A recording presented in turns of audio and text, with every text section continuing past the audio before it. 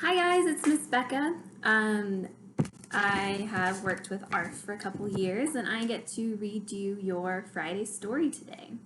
We are going to read Don't Eat the Bluebonnets by Ellen Leventhal and Ellen Rothenberg. I picked this one because it's springtime and even though we're cooped up at home, maybe we can go peek outside at the bluebonnets that are sprouting up all around. So or look out our windows and see if we can count how many bluebonnets we see. So, this book is called Don't Eat the Bluebonnets.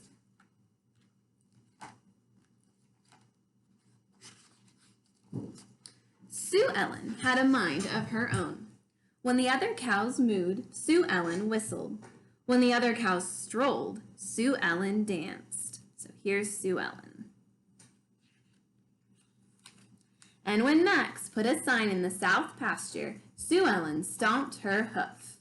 Max is not the boss of me. I can eat the bluebonnets if I want, Sue Ellen said.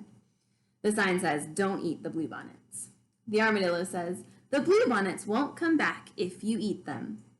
The next morning, when Sue Ellen arrived at the south pasture, two small, perfect-looking bluebonnets peeked out from the grass. Don't eat the bluebonnets, her friends told her. I'm not eating them, Sue Ellen said. I'm just looking at them. Anyway, we eat the grass and it comes back. So will the bluebonnets. Later that day at the pond, Sue Ellen swished her tail and took a deep breath. Don't eat the bluebonnets. I'm not eating the bluebonnets.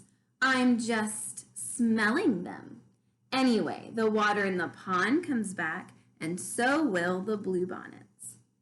That evening, as Sue Ellen grazed under the big oak tree, she spied even more delicious-looking bluebonnets. Don't eat the bluebonnets. I'm not eating the bluebonnets. I'm just kissing them. Anyway, the leaves on the trees come back, so will the bluebonnets. By the end of the week, the pasture was covered in delicious-looking bluebonnets. Don't eat the bluebonnets. The grass comes back. Don't eat the bluebonnets. The water comes back. Don't eat the bluebonnets. The leaves come back. And so will the bluebonnets. And with that, Sue Ellen charged into the pasture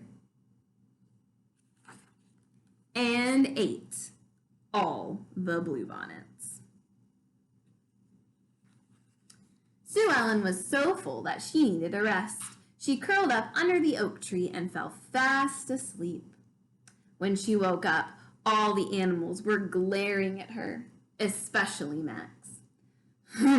He said, somebody ate all the bluebonnets.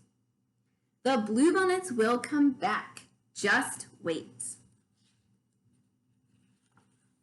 And wait they did. So they had to wait through summer, and then fall, then winter, and finally it was spring again. When the grass grew so tall that it tickled their bellies, the animals headed to the south pasture to see the bluebonnets. But there weren't any.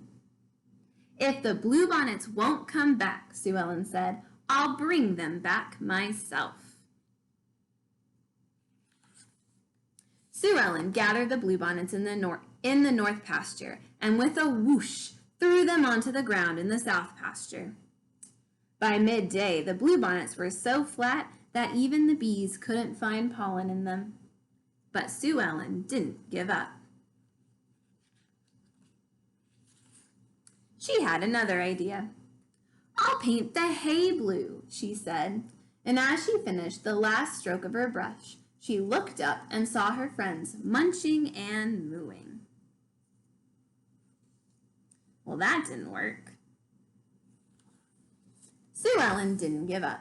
She gathered her art supplies and cut, pasted, and painted until the pasture was alive with paper bluebonnets. That night, a Texas-sized thunderstorm blew through the farm. Lightning lit up the sky, thunder boomed, and rain soaked the ground. The next morning, all the paper bluebonnets were gone. I guess only real bluebonnets are the color of the sky, and only real bluebonnets have that pretty smell. And only real bluebonnets can make our pasture beautiful again. So Sue Ellen thought and thought. The answer must be around here somewhere. Would a rake help? No. Would a shovel help? No. Would a hoe help? No. But you gave me a great idea, and Sue Ellen raced off to the barn. Look what I found, she called. Now I know what to do. So look, she found some bluebonnet seeds, and what do you think they're gonna do with them? That night, Sue Ellen and her friends got to work planting the bluebonnet seeds. And again, they waited. It wasn't long until their pasture was beautiful once again, and Sue Ellen knew that she could look at the bluebonnets, she could smell the bluebonnets, and she could even kiss the bluebonnets. But she would never, ever eat the bluebonnets again. The end. Thanks for joining me today. Hope you guys are staying safe.